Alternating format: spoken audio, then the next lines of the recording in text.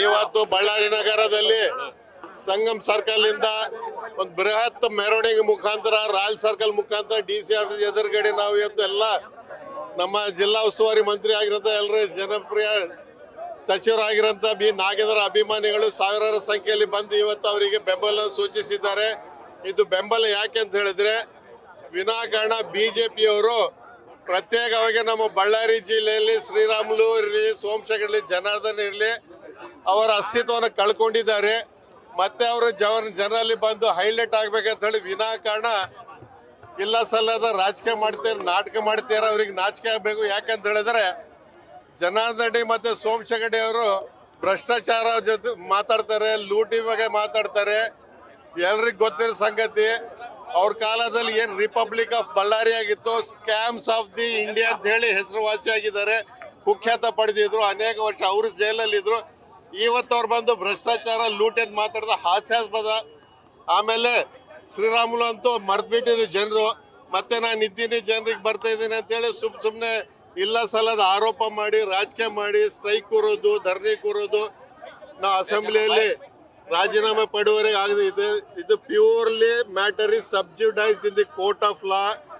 ಏನಾದ್ರೆ ಅವರಿಗೆ ಚರ್ಚೆಗೆ ಬರ್ಬೇಕಾದ್ರೆ ಮುಖ್ಯಮಂತ್ರಿ ಅವರು ಆಹ್ವಾನ ಮಾಡಿದ್ದಾರೆ. ಚರ್ಚೆ ಮಾಡ್ಬೇಕಾದ್ರೆ ಒಂದು ನೋಟಿಸ್ ಇಶ್ಯೂ ಮಾಡಬೇಕು. ಅದಾದ ನಂತರ ಕಾನೂನಾತ್ಮಕ ಚರ್ಚೆ ಮಾಡೋಕೆ ನಮ್ಮ ಪಕ್ಷ ಎಲ್ಲರೂ ಸಿದ್ಧವಾಗಿದ್ದಾರೆ. ಅದು ಬಿಟ್ಟು ಇವರು ಶಾರ್ಟ್ ಕಟ್ ಹೋಗಿ ರಾಜಕೀಯ ಮಾಡ್ತಾರೆ. ಇದು ಖಂಡನೆ ಅಂತೇಳಿ ಈ ಸಂದರ್ಭ ಹೇಳ್ತಾ ಇದ್ದಾರೆ. ಇವತ್ತು ಬಳ್ಳಾರಿಯಲ್ಲಿ ಪಾದಯಾತ್ರನ್ನ ಗೋಸಾಸ್ಪತ್ ಸರ್ಕಲ್ ಇಂದ ಡಿಸಿ ಆಫೀಸ್ ವರೆಗೆ ಇಟ್ಕೊಂಡಿದ್ದೇವೆ. ಮೊನ್ನೆ ನಮ್ಮ ನಾಯಕರಾದಂಥ ನಾಗೇಂದ್ರಣ್ಣ ಅವರು ರಾಜೀನಾಮೆ ಕೊಡ್ಬೇಕಂತ ಏನು ಜನಾರ್ದನ್ ರೆಡ್ಡಿ ಮತ್ತು ಶ್ರೀರಾಮುಲು ಹೇಳ್ತಾ ಇದ್ದಾರೆ. ಅಶೋಕ್ ಅವರು ಮತ್ತು ಯಡಿಯೂರಪ್ಪನವ್ರ ಮಗ ಯತೇಂದ್ರ ಅವರು, ವಿಜೇಂದ್ರ ಅವರು ಏನು ಹೇಳ್ತಾ ಇದ್ದಾರೆ ನೋಡಿ ಸ್ವಾಮಿ. ಶ್ರೀರಾಮುಲು ಅವರೇ, ಜನಾರ್ದನ್ ರೆಡ್ಡಿ ಅವರೇ, ಈ ಸರ್ಕಾರ ಯಾವ ಸರ್ಕಾರ ಅನ್ಕೊಂಡ್ಬಿಟ್ಟಿದ್ರಿ? ಇದು ಡಿ ಕೆ ಶಿವಕುಮಾರ್ ಅವ್ರ ಸರ್ಕಾರ. ಈ ಸರ್ಕಾರದಲ್ಲಿ ನಿಮ್ದೇನು ನಡೆಯಲ್ಲ. ನೀವು ಜಾಸ್ತಿ ಕಾರಣಕ್ರಮ ಮಾಡಿದ್ರೆ ನಿಮ್ದು ಎಲ್ಲದು ಕೂಡ ಬಿಚ್ಚಿಕ್ತಾರೆ. ಅಷ್ಟು ತಿಳ್ಕೊಬೇಡ್ರಿ. ನೋಡಿ, ನೀವು ಲೂಟಿ ಮಾಡಿದ್ರಿ. ಬಳ್ಳಾರಿ ಜಿಲ್ಲೆಯನ್ನ ಒಂದ್ ಸಾರ ಅಧಿಕಾರ ಕೊಟ್ಟು ಜನಾರ್ದನ್ ರೆಡ್ಡಿ, ಶ್ರೀರಾಮುಲು ಇಡೀ ಪ್ರಪಂಚ ಕೇಳೋಣ. ಕೊರೋನಾ ಇದ್ದ ಸಂದರ್ಭದಲ್ಲಿ ಯಾರು ಲೂಟಿ ಮಾಡಿದ್ರು? ರಕ್ತ ಕುಡಿದ್ರಲ್ಲ ಸ್ವಾಮಿ ಜನದ್ದು. ಮೆಡಿಸಿನ್ಸ್ ಮಾರ್ಕೊಂಡ್ರಲ್ಲ ನೀವು, ಎಲ್ಲ ಕಿಟ್ ಎಲ್ಲ ಮಾರ್ಕೊಂಡ್ರಲ್ಲ. ಯಾರು ಮಾರ್ಕೊಂಡ್ರು? ಮಾನ ಮರ್ಯಾದೆ ಏನನ್ನಿದ್ರೆ ಇಲ್ಲಿ ಬಂದ್ ಮಾಡಿದ್ರೆ ಸರಿ, ಇಲ್ಲಾಂದ್ರೆ ಒಂದ್ ಅಜ್ಜಿ ಮುಂದೆ ಇಕ್ಕಿದೀವಿ. ಇನ್ನು ನಿಂದ್ರ ಪ್ರಸಕ್ತನೇ ಇಲ್ಲ. ಉಗ್ರ ಹೋರಾಟ ಮಾಡ್ತೀವಿ. ನಿಮ್ ಮನೆ ಕೂಡ ಮುಚ್ಚಾಕ್ತಿವಿ. ಏನ್ ತಿಳ್ಕೊಂಡ್ಬಿಟ್ಟಿರಿ ನೀವು? ನಾವು ವಿಧಾನಸೌಧ ಮುಚ್ಚಾಕ್ತಿವಿ, ಕಾಂಗ್ರೆಸ್ ಪಾರ್ಟಿ ಮುಚ್ಚಾಕ್ತಿವಿ ಅಂತ ಏನೇನು ಹೇಳ್ತಾ ಇದಾರಲ್ಲ. ನಾವು ಬಳ್ಳಾರಿಯಲ್ಲಿ ನಿಮ್ ಮನೆ ಬಂದು ಕುದುರ್ತೀವಿ. ನೀವು ಗುಂಡಾಗಿರಿ.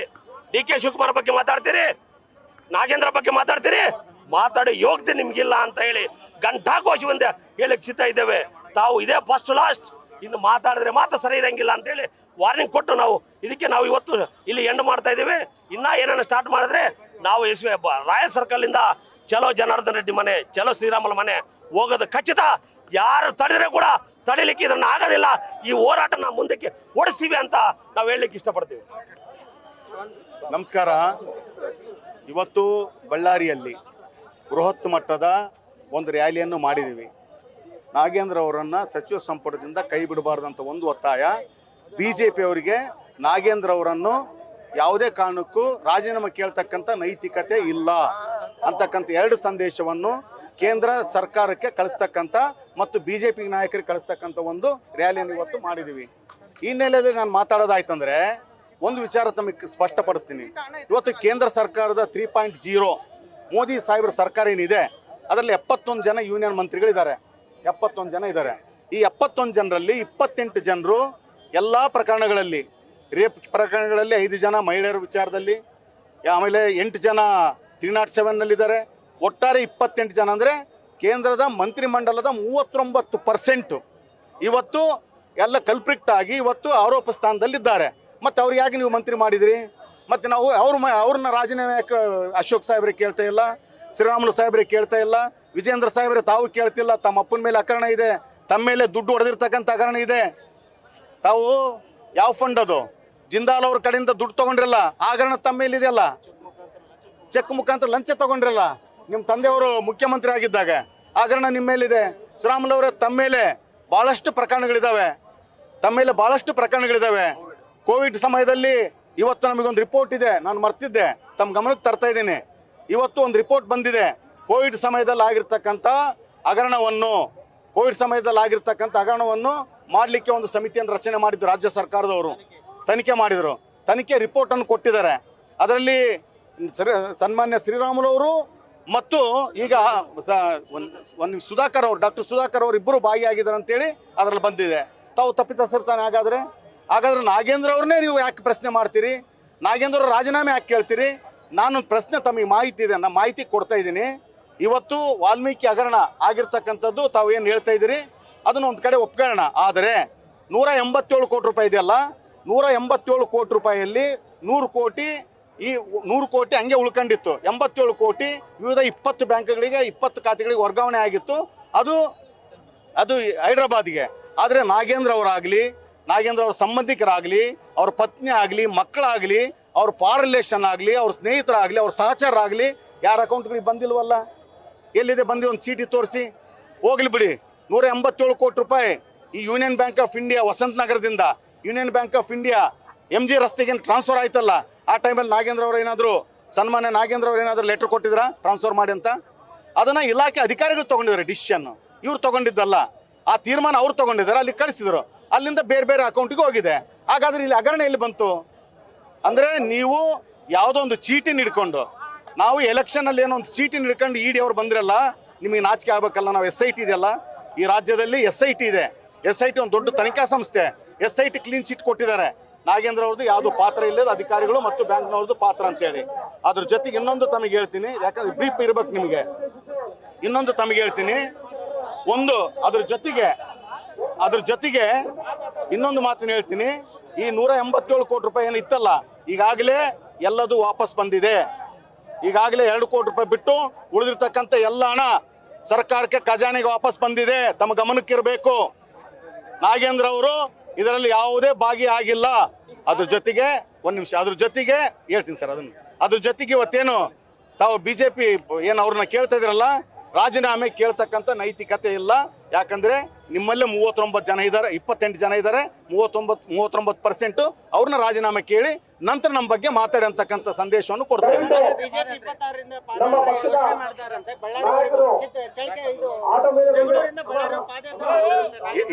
ಎಲ್ಲಿಂದ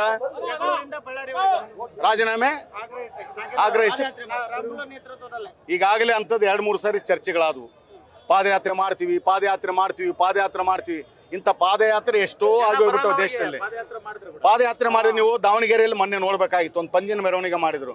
ಇದು ಯಾರು ಸ್ವಯಂ ಪ್ರೇರಿತ, ಯಾರು ಯಾವುದೋ ಪಕ್ಷ ದುಡ್ಡು ಕೊಟ್ಟು ಮಾಡಿಸಿಲ್ಲ. ಇವತ್ತು ಸಹ ಯಾರು ದುಡ್ಡು ಕೊಟ್ಟು ಕರೆಸಿಲ್ಲ ಇಲ್ಲಿಗೆ. ಎಲ್ಲರೂ ನಾಗೇಂದ್ರ ಅವರು ಕ್ಲೀನ್ ಚಿಟ್ ಇದ್ದಾರೆ ಅಂತಕ್ಕಂಥ ಅಭಿಮಾನದಿಂದ ಬಂದಿದ್ದಾರೆ. ಇನ್ನೊಂದು ಮಾತನ್ನು ಹೇಳ್ತೀನಿ, ಈಗಾಗಲೇ ಪ್ರಾಸಿಕ್ಯೂಷನ್ಗೇನು ರಾಜ್ಯಪಾಲರಿಗೆ ಭಾಳ ಮುಖ್ಯವಾಗಿರ್ತಕ್ಕಂಥ ವಿಚಾರ ಇದು. ಇವತ್ತು ಒಂದು ತನಿಖಾ ಸಂಸ್ಥೆ, ಕೇಂದ್ರ ತನಿಖಾ ಸಂಸ್ಥೆ ED ಅವರು ಇದನ್ನ ಚಾರ್ಜ್ ಶೀಟ್ ಹಾಕಿದ್ದಾರೆ.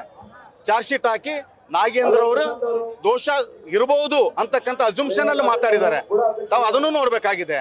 ಆದರೆ ಅದಿರ್ಬೇಕಾದ್ರೆ ರಾಜ್ಯ ಸರ್ಕಾರ ಗಮನ ಇಲ್ದಲೆ ಯಾವುದೇ CBI ತನಿಖೆ ಆಗಬಾರ್ದು. ರಾಜ್ಯ ಸರ್ಕಾರದ ನಿರ್ದೇಶನದಂತೆ ರಾಜ್ಯ ಸರ್ಕಾರದ ಅನುಮತಿ ತಗೊಂಡೇ ಆಗಬೇಕು.